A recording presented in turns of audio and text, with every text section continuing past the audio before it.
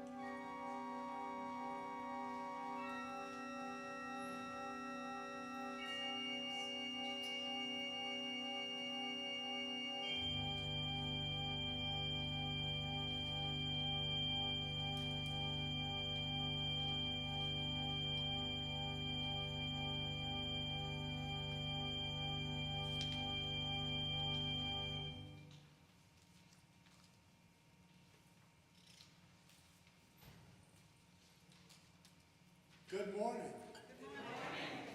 Welcome to the First Church in Boston. I'm Edmund Robinson. I'm the interim minister for another few weeks here, and looking forward to, I'm sure you're looking forward to welcoming in your new settled minister. So welcome to all the people that are watching on YouTube, live streaming. We'd love to see you come down to downtown Back Bay, Boston, to see this church in all its magnificence in person. We call it the oldest church in Boston and the newest church in Boston, and some call it the grooviest church in Boston. You have to be here to understand what that means. Today we're dealing with large issues of war and peace, and I want to start out with a essay on peace composed by the pupils of the Lincoln School. Now, I don't know whether that's Lincoln, Massachusetts, or Lincoln somewhere else, but could be many Lincoln schools. Peace means the beginning of a new world. It means that nations are friends. It means joy to the world. Peace is quiet and calm. It is rest. It is silence after a storm. It is love and friendship. It is the world's dream of dreams. Peace brings comfort and happiness. It brings bread to the hungry. It brings prosperity to the nations. It means the strong respect the weak. The great respect the small. The many respect the few. It is like spring after winter. It brings sunshine into the world. It is like sweet music after harsh sounds. Our opening hymn is number 115, God of Grace and God of Glory. Please rise as you are able.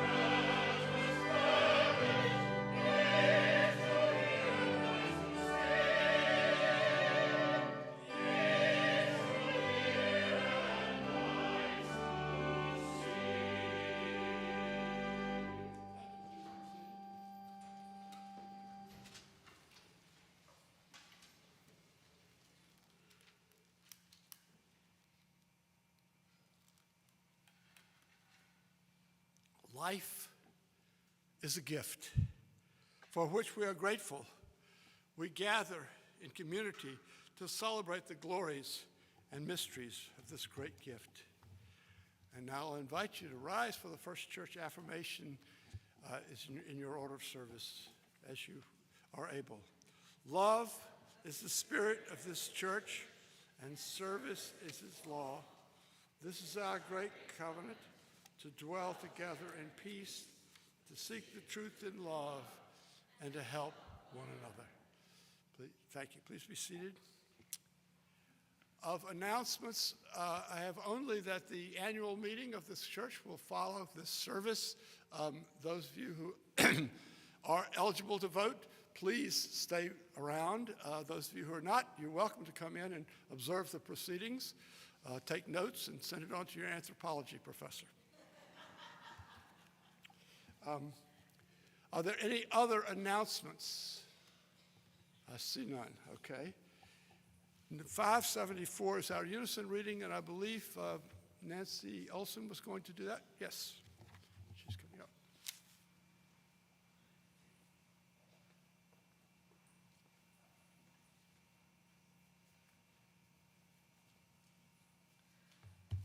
Unison reading number 574, The Glories of Peace. Please join me in this. They shall beat their swords into plowshares and their spears into pruning hooks. Nation shall not lift up sword against nation, neither shall they learn war anymore. But they shall all sit under their own vines and fig trees, and no one shall make them afraid. Thank you.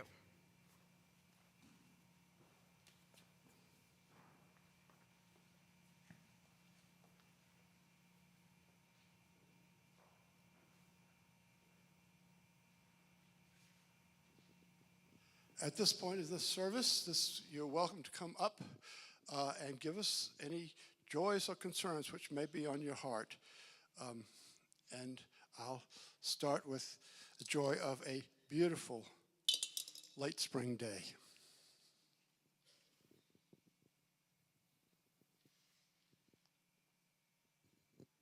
Hi. I've got actually a lot of each, but I'm going to be moving later in the summer, and it looks like I'll be over in Hale House, which is it'll be kind of nice. But the concern is they don't allow pets, so I have to find a home for my cat. So if anybody would like a cat or knows anybody, she's like the perfect cat. She's middle-aged and perfectly healthy and catches a mouse once in a while and so on. So let me know. I'll be looking. It'll be into July before I have to move, so I have some time. Thanks. Thank you, John. Paul? Good morning. I'm here for a concern. A good friend of ours was struck by a car in Reading yesterday, just after she left the Sisters plant sale where she was working, and severely injured. She's been hospitalized and been put back together, but still struggling. So keep her in your thoughts, please.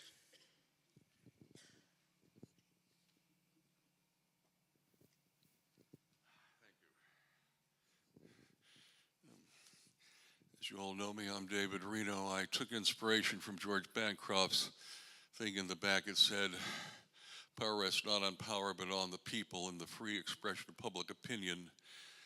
There was a saying, in times of peace, prepare for war.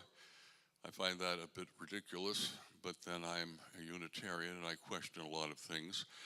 I would like to instead suggest that we do the reverse, since we're under the flag of the Ukraine. In times of war, let us prepare for peace. When the war ends, and wars cannot go on forever, although one went on 100 years, let us now consider the possibility of a United Nations Marshall Plan to go to the Ukraine and get rid of all the detritus of war and plant things such as grain, oats, wheat, and whatever else they have so that we might eat it in our breakfast and Cheerios. In times of war, let us plan for peace on an international basis. I share that with you today.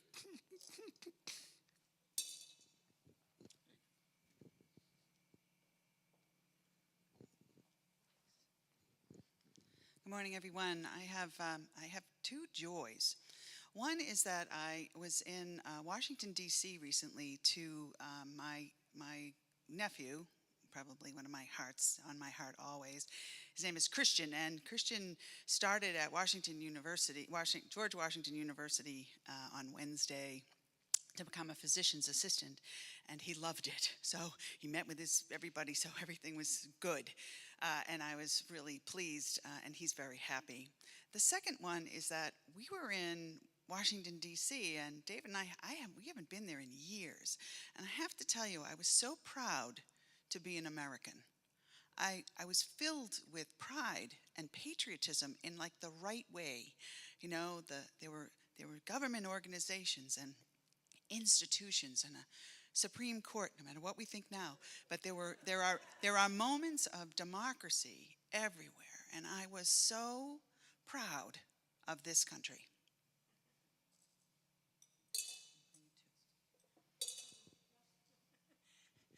Thank you. We really need to be reminded of that with all the grim headlines that we get. You know, there's so much bad news in the world, but there's also so much good. And one of my joys is reading American Farmland Trust and everything that they've done to save family farms and set things up so that young people who want to farm can come in. The joy I got up for was about 3 weeks ago. I came down with COVID, and it was no worse than a bad head cold, and it went away quickly with no ill effects. So that's why I'm not wearing a mask, because I figure hopefully I won't come down with it again or spread it. Anyway, next.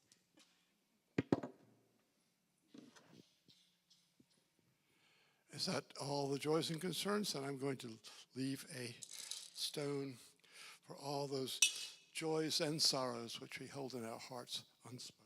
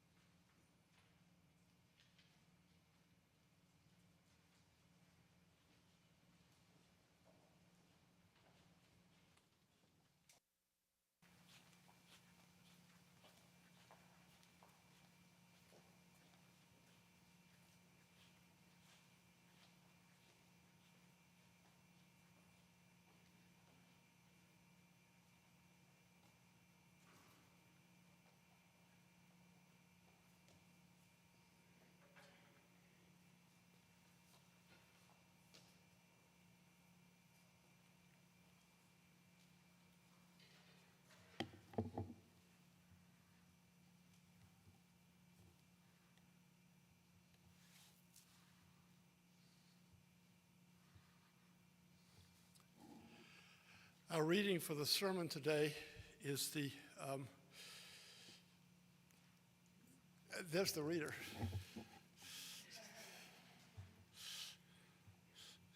Come in, please.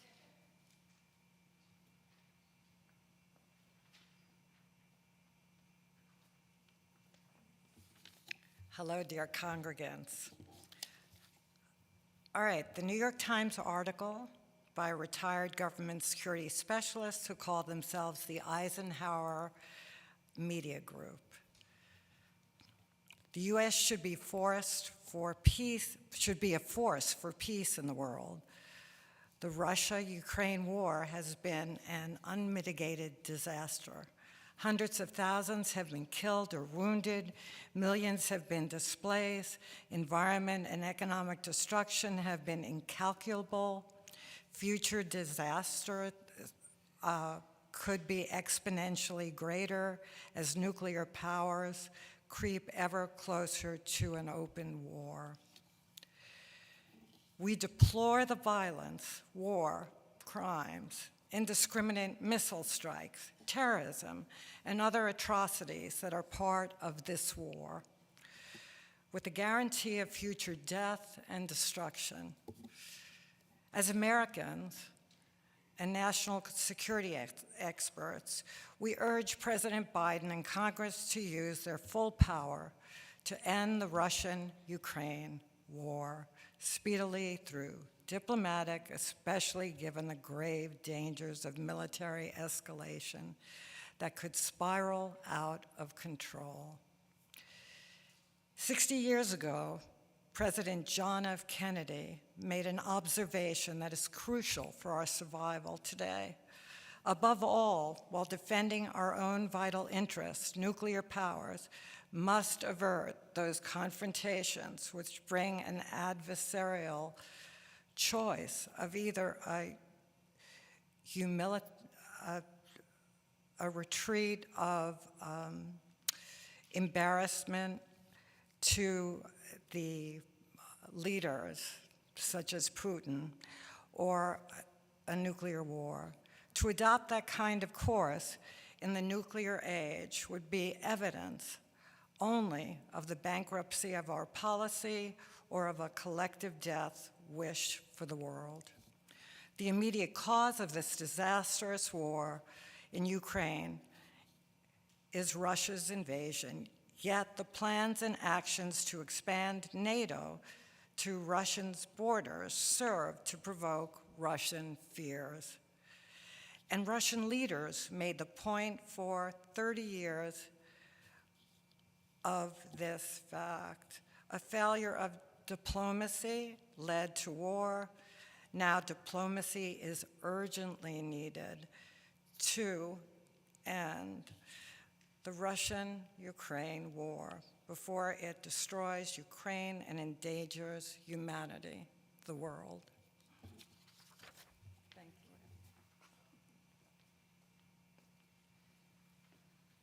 you. Our sermon hymn is number 400, Shalom Havarim.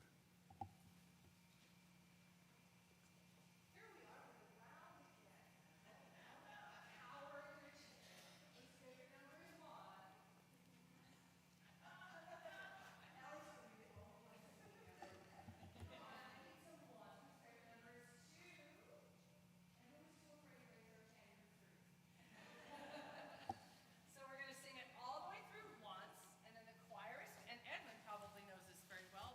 Edmund and the choir and I will sing the second time, and you join in, and then we're going to break it up into parts once we go through. So that's two whole times? Yes. We all know this? Yes?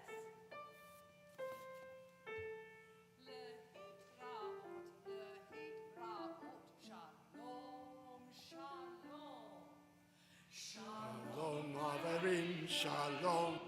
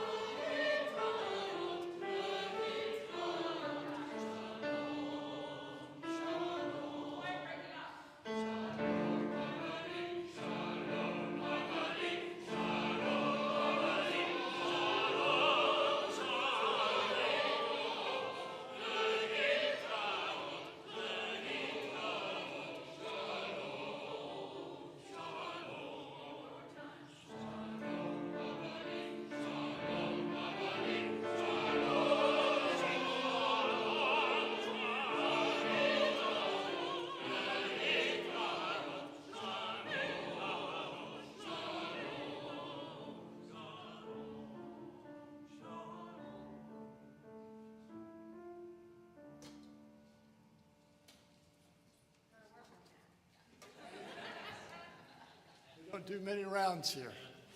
So.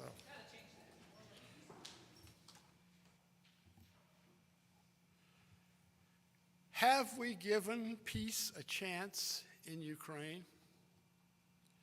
On February 24th of 2022, Russian forces invaded Ukraine, launching a war that is still being fought with great bloodshed and destruction on all sides.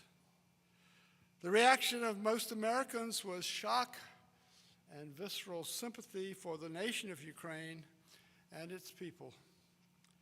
I certainly felt that way and asked Juliana, our administrator, if she could find a Ukrainian flag to display.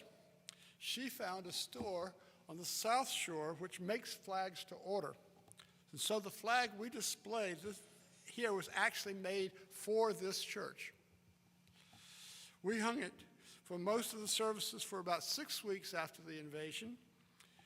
And then there came a use of the sanctuary for which it would have been inappropriate to display the flag, and we took it down.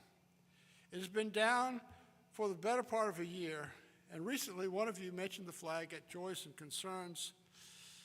I said I would be glad to restore the flag to display here, but before I did so, another member asked if we could display a peace flag alongside of it. The explanation for the peace flag was that this person felt that not enough had been done to avert the war before the invasion. This echoed some criticism I remembered reading just after the invasion, that the West had encouraged the expansion of NATO ever since the collapse of the Soviet Union to protect states which had formerly been part of the Soviet Union from attack and annexation by Russia. But even that critic was careful to say that nothing the West had done or failed to do justified Putin's invasion. Here we are now 15 months after the invasion, and the war is still being fought vigorously on both sides, the largest war on European soil since the Second World War. It was widely assumed at the time of the invasion that the Russian military superiority would quickly overwhelm the Ukrainian defense forces. However, that prediction did not count on the degree of military support the West has provided Ukraine, the mistakes and incompetence of many Russian commanders, and most importantly, the resolve of the Ukrainian people to resist the aggression to the end. They are still slogging it out. When I hung the Ukrainian flag, I did so because it seemed that the Russian invasion was a monstrous injustice. No act of Ukraine justified the wholesale assault on a sovereign nation. I wished I had thought to hang the flag at the church I was serving in 2014 when Russia illegally annexed the Crimean Peninsula. In both instances, it seemed like Russia was in the wrong.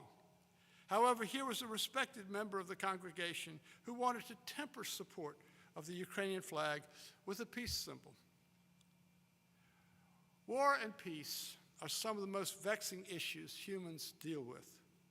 I came of age during America's war in Vietnam. I was subject to being drafted to fight in it, and I had a handful of friends who were drafted and did not come back. Politically, I was part of the anti-war movement, and in terms of my own fate, I considered applying for conscientious objector status. I respected COs, and it seemed that they always found some useful way to serve which contrasted with the military service. In my years at college at Yale, I was a great admirer of the Reverend William Sloane Coffin, and he argued that if there is such a thing as a just war, as St. Thomas Aquinas maintained, there has to be such a thing as an unjust war. The problem with the conscientious objector concept was that it only applied if you were opposed to all wars. I could not condemn all wars. As I remembered last week, my father fought in Italy and North Africa in World War II. I had great respect and gratitude for his generation, for I believe that if ever a war was justified, it was that one. Had the Axis powers succeeded in defeating the Allies, the latter half of the 20th century would have been completely different. The idea of a constitutional democracy may well have died. The filmmaker Ken Burns made a documentary about the Second World War, which applied the phrase, the necessary war. But Vietnam was not the Second World War. The U.S. had taken over the Vietnam War from the French, for it had started as a war of liberation from French colonialism. And my sympathies were all with the colonized, not the colonizers. The fact that the U.S. adversaries were communist did not change the equation for me, though it did for many Americans of older generations. While the hawks of Vietnam tried to claim that it was in the vital interest of the United States that it was necessary, as had been the Second World War, the only argument they could muster in support of that was the domino theory. That theory proved to be a slender stalk itself 2 decades later, when the USSR, the original ground of communism, self-destructed from its internal contradictions. It's not that communism has vanished from the earth as a socio-economic system, it's just that it doesn't threaten the U.S. system in any credible way. War or peace? I like to think that I am viscerally for peace at almost any price, but from what I've just said, that is clearly not true. I don't know what I would have actually done if I had been of age to fight in World War II, but I tell myself I would gladly have fought and risked dying to keep the world free. I would not have fought in Vietnam, Iraq, the Gulf, or Afghan wars. In this, I think I'm a typical UU. I once heard a sermon by John Burens, the former president of the UUA, in which he said that the root of absolute pacifism is not common in Unitarianism or Universalism or in the combined denominations. The Quakers, the Mennonites, the Amish are all examples of religious movements which support conscientious objection to military force and take seriously the biblical command to beat swords into plowshares. Unitarians and Universalists have not been aloof from the theaters of war. Many fought in the Civil War. More supported the Union side because of the slavery issue. Clara Barton was a nurse in that war. And then there's Waitzel Sharp, Unitarian minister in Wellesley, Massachusetts, who with his wife Martha risked their lives getting Jews out of Central Europe ahead of the Nazis, the first actions of what became the Unitarian Service Committee. But we are a religion which respects the individual and therefore respects those who make a conscientious choice to fight or not to fight. Both Unitarianism and Universalism arose out of liberal Christianity after the Enlightenment. What does Jesus have to say about military conflict? In the Sermon on the Mount, he said, quote, "You have heard that it was said, an eye for an eye and a tooth for a tooth, but I tell you, do not resist an evil person. If someone strikes you on the right cheek, turn to him the other also," end quote. That seems to be saying don't fight back under any circumstances, except a loss of face or humiliation rather than retaliate. The phrase an eye for an eye was known throughout the ancient Middle East and was called the law of the talion. It did not forbid retaliation, but it was an insistence that the retaliation be proportional to the original injury. The law of the talion appears in the Code of Hammurabi almost 2 millennia before Jesus, from about 1750 BCE. So what does this have to do with the First Church and its Ukrainian flag? Most of us do not claim to be Christian in the usual sense of that word, though we may have great respect for the ethical teachings attributed to Jesus. We're more likely to be swayed by the op-ed pages of our newspaper and our favorite podcast rather than something from the Bible. So let's turn to some contemporary opinion. The sermon reading this morning was from a full-page ad published in the New York Times earlier this week from a group of about 30 former national security officials calling themselves the Eisenhower Media Group. Their basic message is that the U.S. should throw its weight behind a negotiated settlement of this war before it does any more damage. Who are the authors of this full-page ad? They have a website and list their members, and they all seem to be people who have made their careers in national security, in civilian and military roles throughout the U.S. government. Of course, the top position in that field is that of the National Security Advisor to the President, and I did not see among the leaders any names there that I recognized. Their newly named leader is Dennis Fritz, Command Chief Master Sergeant, U.S. Air Force, retired. Master Sergeant Fritz was interviewed by Amy Goodman on her PBS show Democracy Now! Yesterday. He began by explaining the name Eisenhower.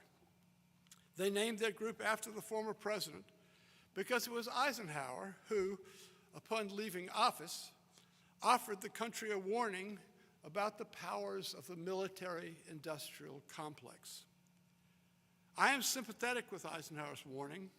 It often seems like the United States is in an endless war, and the ultimate beneficiaries in the endless war are companies like Lockheed and Raytheon.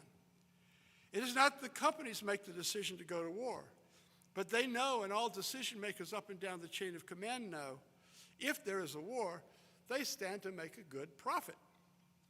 It is the politicians who have to make the decisions whether to go to war, and since Vietnam, there has been a fear that the U.S. will be dragged into a war from which it cannot escape, the quagmire fear. But that fear did not prevent us from invading Iraq in 2003.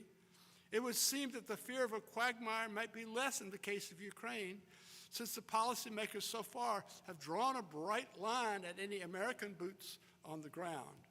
We are defending Ukraine's interests strictly by supplying weapons systems, other hardware, and money. We have no treaty obligations with Ukraine, which would require us to commit troops. Take, for example, Saturday's lead story. Actually, it's this morning's lead story. That President Biden has bent his policy and is now ready to have Ukrainian fighter pilots train on the F-16 fighter jet. That's an American fighter jet. Biden has not agreed to give or sell American F-16s to Ukraine, but they could buy them from other countries and train Ukrainian pilots to fly them. The Eisenhower ad in the New York Times urges the West to try to see the situation from a Russian point of view. Quote, "Our attempt at understanding the Russian perspective on their war does not endorse the invasion and occupation, nor does it imply the Russians had no other option but this war.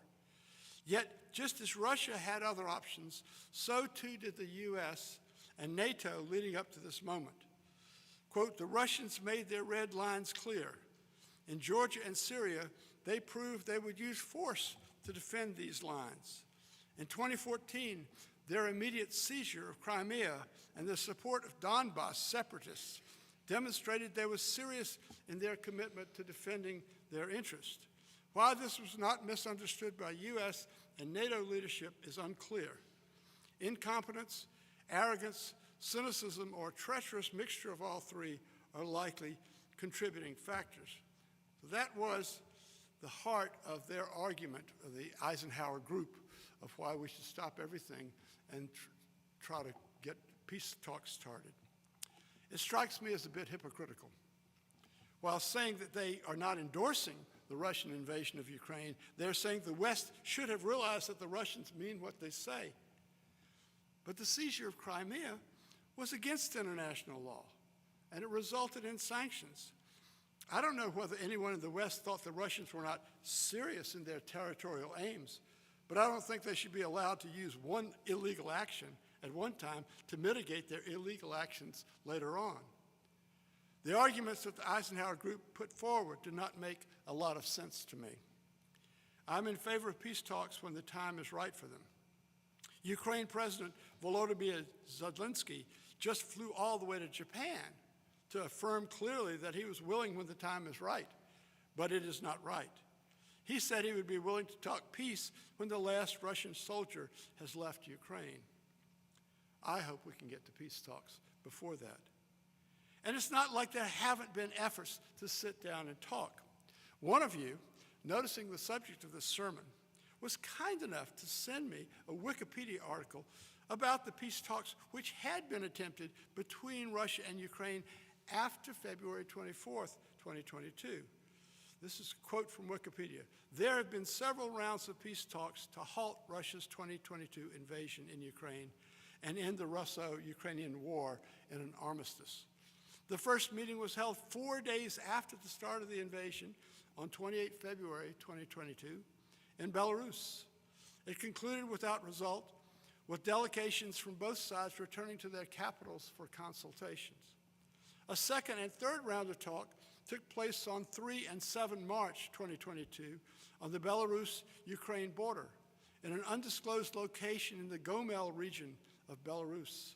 A fourth and fifth round of talks were respectively held on 10 and 14 March in Istanbul, Turkey. End quote. This actually is enough to satisfy me that the Ukrainians and their supporters, including the U.S., have not been ignoring prospects for peace talks. On the limited question of whether I am comfortable as minister of this church, and by extension whether any of you should be comfortable as members, in having a Ukrainian flag on display because of missed opportunities for peace talks, I am comfortable, especially as it is displayed alongside a peace flag. I do feel a commitment to peace in my heart, though I might once in a while find myself cheering for a military operation that goes in favor of Ukraine. And I will be out of here in a few weeks, and then it is up to this congregation and its new minister to decide what flags are to be hung. The history of this region is intensely complicated and interesting. If you are inclined to pursue it deeper, let me suggest that you Google the name Timothy Snyder, a Yale history professor whose scholarship is on the Second World War and whose area of expertise is Ukraine and surrounding lands, and now he's developing a subspecialty in tyranny. He taught a Yale course last fall on Ukraine, and the university puts his lectures up for free. All you have to do is Google his name. Very enlightening and entertaining. Did you know that months before the invasion, a paper was published in Moscow by Vladimir Putin in July of 2021, which argues that Ukraine and Russia are not actually two countries, but derived from one. This involves a Viking character named Volodymyr, who in the year 988 was baptized a Christian. Volodymyr, interestingly enough, is a name that was then borrowed in both Ukrainian and Russian for people like Vladimir Putin and Volodymyr Zelensky. Putin argues that this act of baptism created a state known as Kievan Rus, from which both Russia and Ukraine are descended. That's 1,000 years ago. Putin's explanation for why Ukraine came to be a country appeals to a form of predestination. It had to be. Snyder, in effect, blows the whistle on this claim, for if things turn out the way they did because they had to be, there would be no history to study. Snyder's strategy here is similar to his early works on the Holocaust. He wants to explain not only what happened from an objective point of view, but also how the main actors understood subjectively what they were doing. In his study of the Holocaust, called Black Earth, Snyder dives into Adolf Hitler's mindset, his aims, and his fears. In this instance, Snyder argues forcefully that Putin's paper is bad history.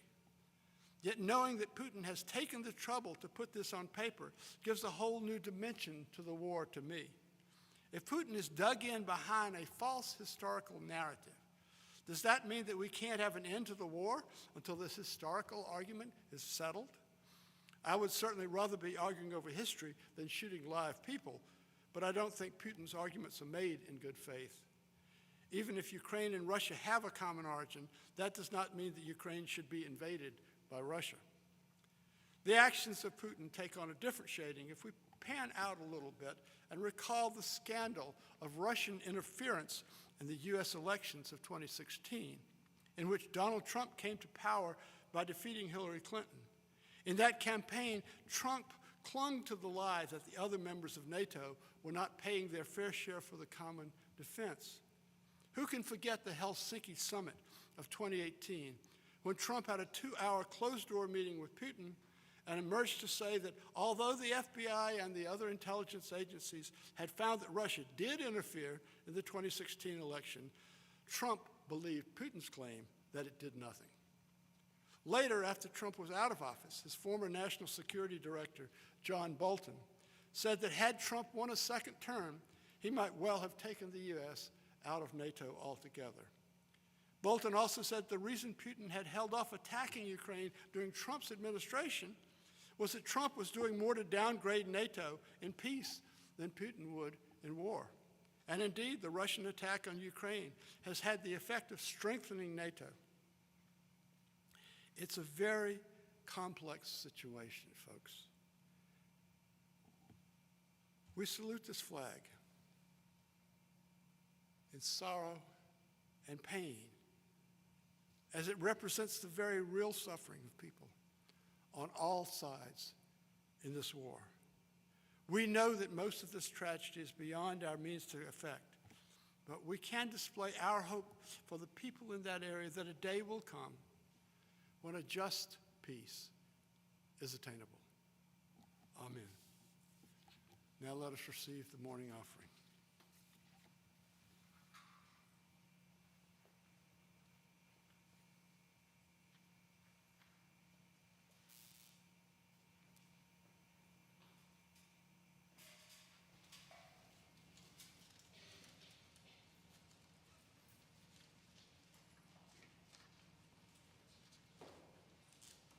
If you'd like to support the work of this church with a financial donation, you may write out a check to First Church Boston and mail it to 66 Marlborough Street, 02116.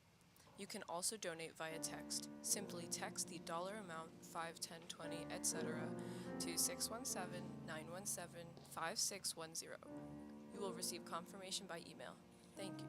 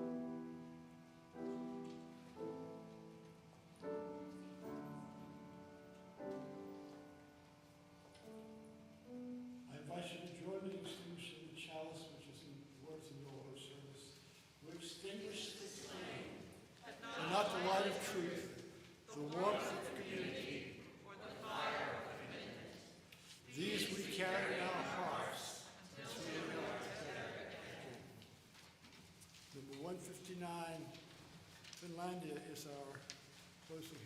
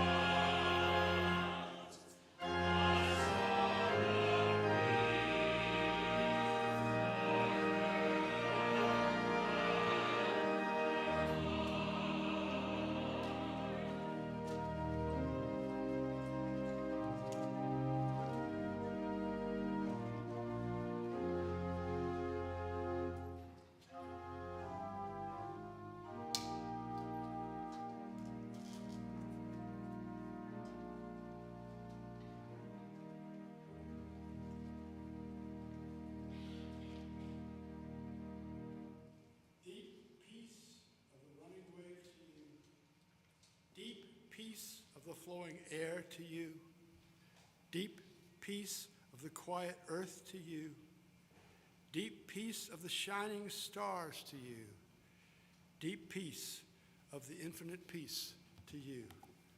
Amen. Blessed be. Go your way.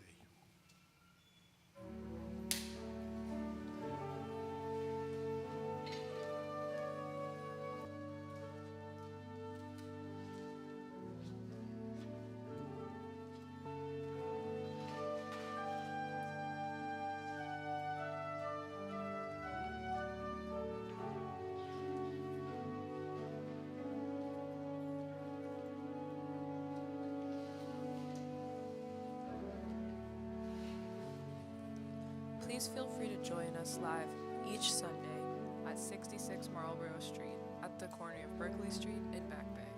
If you would like more information about programs, services, or membership at First Church, please visit the website www.firstchurchboston.org or send an email to office@firstchurchboston.org.